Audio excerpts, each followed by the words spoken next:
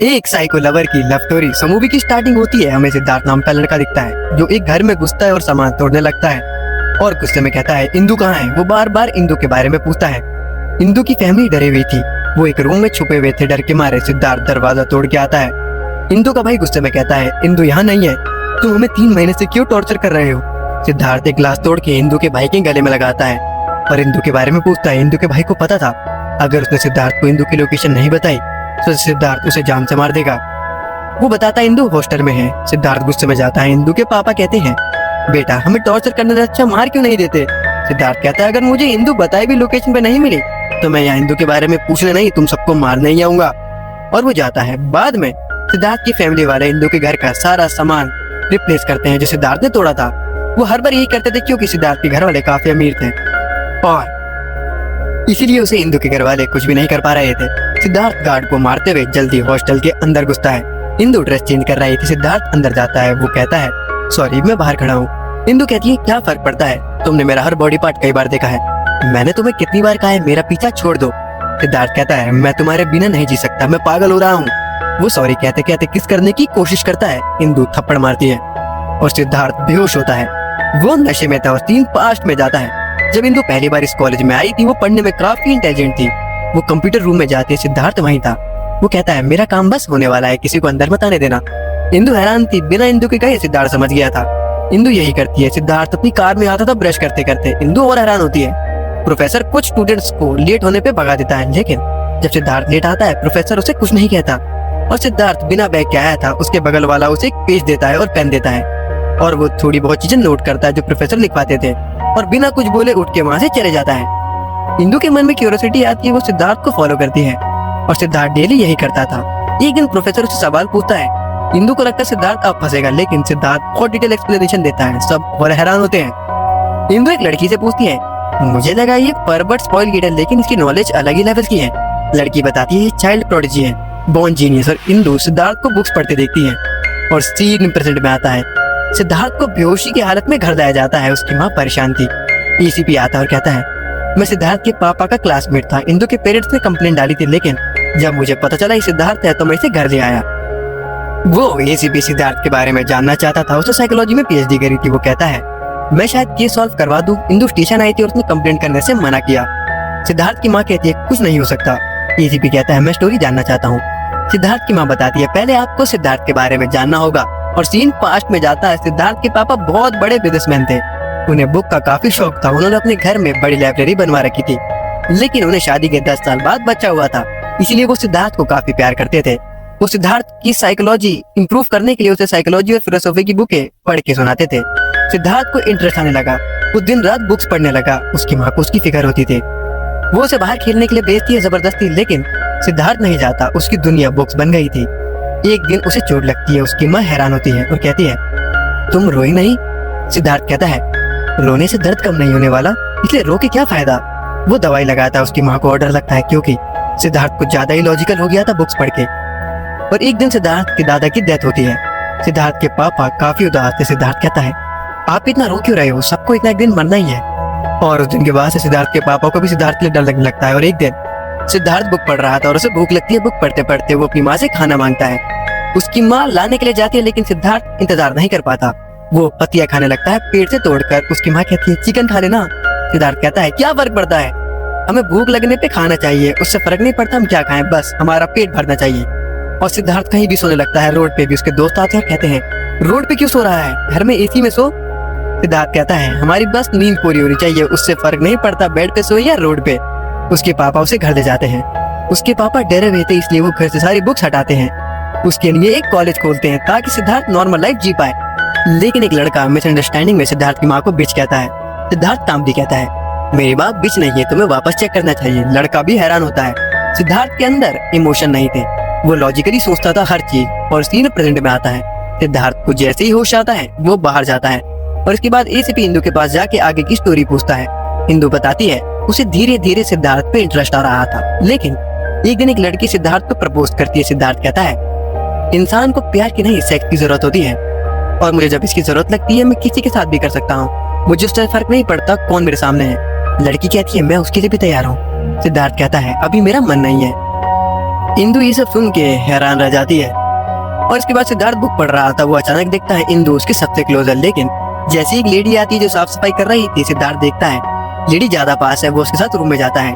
इंदु समझ जाती है, वो गुस्से में कहती है, तुम जब चाहे किसी के साथ कुछ नहीं कर सकते, तुम कॉलेज का माहौल खराब कर रहे हो, मैं तुम्हारी कंप्लेंट करती हूँ। सिद्धार्थ कुछ नहीं कहता। इंदु एक लड़की को बताने लगती है और वो लड़की कहती है ये कॉलेज सिद्धार्थ के पापा का ही है। और सीन प्रेजेंट में आता है।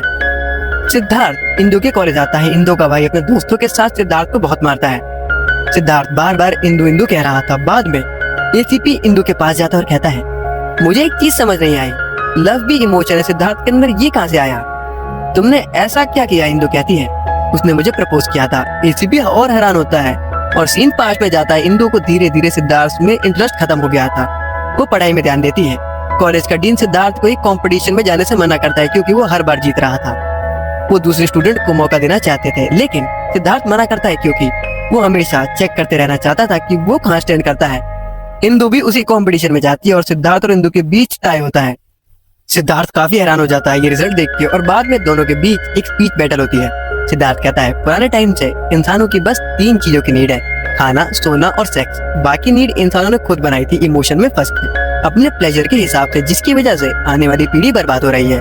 हमें लॉजिकल रहना चाहिए और अपनी बेसिक नीड को समझना चाहिए। बस लाइफ एक टाइम है बॉर्न से डेथ तक का जो हम स्पेंड करते हैं बस। और इसके बाद इंदु अपनी स्पीच देती है और कहती है माना लॉजिक लाइफ में होना चाहिए, लेकिन वो सब चीजें नहीं होती। इमोशन भी जरूरी है। जब एक माँ 9 महीने बाद अपने बच्चे को जन्म देती है, उसकी खुशी आप लॉजिक से डिफाइन नहीं कर सकते। माना लाइफ में जो हम कई चीजें एक्सपीरियंस करते हैं, जब बहुत सारे इमोशन हम फील करते हैं, उसे कहते हैं असली लाइफ की जर्नी। सिद्धार्थ शॉक होता है। इंदु जीत जाती है और डीन और हैरान होता है क्योंकि ना सिर्फ इंदु कॉम्पिटिशन जीती थी, वो पूरे कॉलेज में फर्स्ट आई थी और सिद्धार्थ पहली बार सेकंड आया था। सिद्धार्थ पहली बार क्लास में टाइम से पहले आता है। सब हैरान होते हैं। एक लड़का उसका मजाक उड़ाता है। इंदु को भी हंसी आती है। सिद्धार्थ गुस्से में कहता है ये मत समझना कि तुम कंपटीशन में जीत गए तो तुम मुझसे बेहतर हो, मैं कई चीजों में तुमसे बेहतर हूँ। वो चीजों को सीरियसली नहीं लेता और सिद्धार्थ ईगो में उससे बहुत सारे सवाल पूछता है। इंदु सबके जवाब देती है और एक बेसिक सवाल पूछती है कौन से महीने में सिर्फ 28 दिन होते हैं? सिद्धार्थ को नहीं पता था क्योंकि बेसिक चीजों में वो ध्यान नहीं देता था। सिद्धार्थ को पहली बार गुस्सा आता है। उसका एक्सीडेंट होने वाला था। वो डरता और कहता है मैं ऐसे रिएक्ट नहीं करता था, ये मुझे क्या हो रहा है? वो घर जाता है। वो एक लड़की के साथ करने वाला था, लेकिन उसकी माँ वहीं थी। सिद्धार्थ कहता है माँ आपको पता है ये बेसिक नीड है। उसकी माँ डरते हुए कहती है बेटा जब तुझे उसकी जरूरत होती है तो तू अपने पास खड़ी किसी भी लड़की के साथ करने के लिए तैयार रहता है। मुझे डर है कहीं अगर मैं भी तेरे साथ खड़ी रही तो पता नहीं मेरे साथ क्या होगा। सिद्धार्थ को बुरा लगता है। वो धीरे धीरे इमोशनल फील करने लगा था। वो बाहर जाता है, उसे समझ नहीं आ रहा था वो क्या करे। वो जोर से चिल्लाता है। एक आदमी उससे कहता है लॉजिक से इंसान कंफर्टेबली जी सकता है, लेकिन इमोशन से इंसान खुशी से जी सकता है। सिद्धार्थ नशे करने लगता है इमोशन के लिए। वो धीरे धीरे नॉर्मल होता है। वो अपनी दाढ़ी काटता है और नॉर्मल लोगों की तरह रहने लगता है। उसके पेरेंट्स खुश होते हैं। सिद्धार्थ को अब गुस्सा भी आता था। वो लोगों से लड़ता है। उसके पापा तब भी खुश थे क्योंकि कम से कम अब सिद्धार्थ चीजें फील तो कर पा रहा था। वो इंदु को थैंक यू कहता है। वो लोगों के साथ समय बिताता है, खुश रहता था। लोगों को भी अच्छा लगता था। इंदु भी अब सिद्धार्थ का बदलाव रूप देख के काफी खुश होती है। सिद्धार्थ सबके साथ अच्छे से रहता है, अपने पेरेंट्स के साथ समय बिताता है और सिद्धार्थ धीरे धीरे इंदु को ऑब्जर्व करने लगता है। वो उसे पसंद करने लगता है। वो एक लड़की को कहता है मैंने 17 साल की उम्र में वर्जिनिटी लूज की थी। मैंने 42 लोगों के साथ किया है, पर बस उनके साथ फिजिकल था, बिना किसी इमोशन के। और सिद्धार्थ इंदु के पास आता है और कहता है तुम पहली लड़की हो जिसे मैं पसंद करता हूँ। वो उसे किस करता है।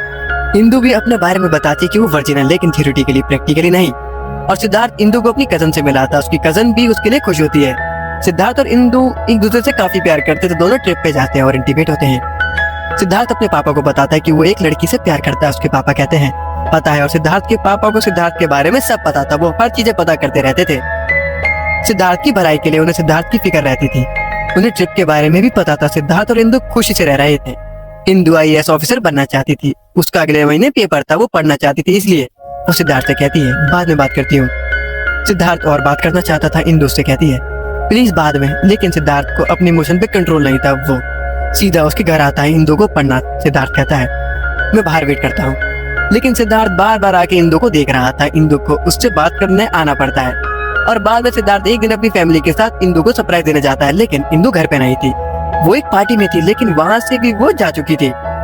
सिद्धार्थ बहुत तेज कार चलाता है। उसके पापा कहते हैं बेटा अगर 60 से ऊपर चलाओगे तो भले तुम्हें थ्रिल मिलेगा, लेकिन जान को खतरा रहेगा, और 60 पे तुम्हें सेफ्टी मिलेगी। इमोशन भी इसी तरह है, ज्यादा बढ़ाओगे तो तुम्हें नुकसान करेगा। बाद में सिद्धार्थ इंदु की पार्टी में जाता है अपने दोस्तों की वजह से।